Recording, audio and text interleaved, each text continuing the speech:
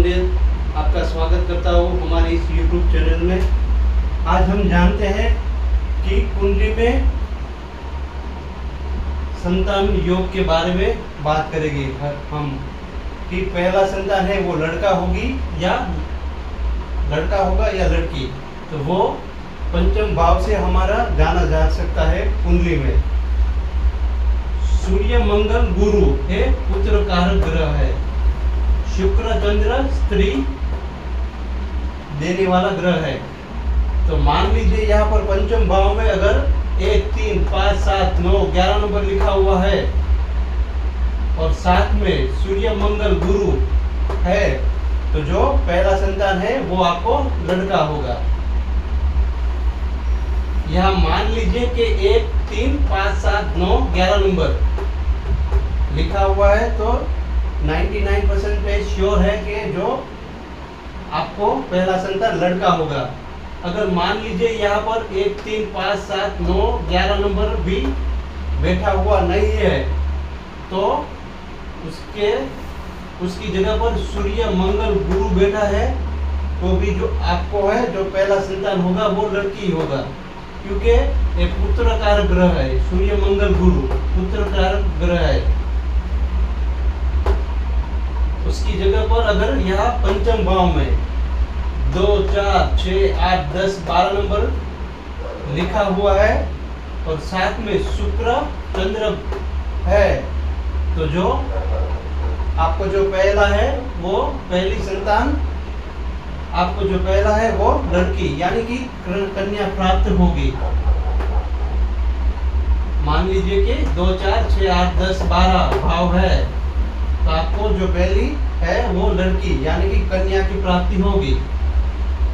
मान लीजिए कि यहाँ पर अगर 2, 4, 6, 8, 10, 12 भाव नहीं लिखा हुआ है और उसकी जगह पर शुक्र चंद्र बैठा हुआ है तो भी आपको जो पहला है वो कन्या की प्राप्ति ही होगी यानी कि लड़की, क्योंकि शुक्र चंद्र ये कन्या देने वाला ग्रह है। तो आइए हम विस्तार से जानते हैं इसके बारे में।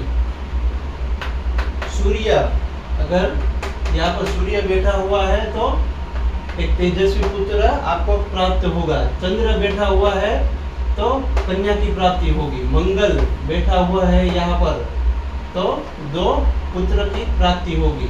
बुध बैठा हुआ है तो भी लड़की प्राप्त होगी।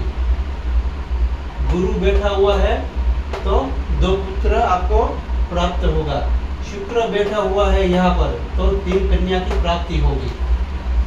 शनि बैठा हुआ है तो 2 कन्या की प्राप्ति होगी। राहु यहाँ पर बैठा हुआ है तो गर्भपात होगा। लड़की को 1 या 2 बार गर्भपात होगा यहाँ पर अगर राहु बैठा हुआ है तो उसके बाद लड़का या लड़की की प्राप्ति हो सकती है।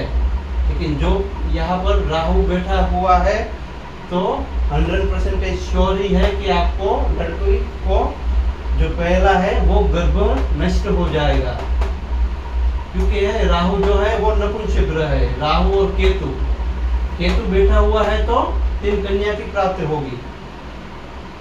तो आपको समझ में आई गया होगा कि कुंडली में संतान की जो प्राप्ति कैसे होती है वो पंचम भाव से जाना जा सकता है। 1, 3, 5, 7, 9, 11 यहाँ पर लिखा हुआ है तो पुत्र प्राप्त होगा।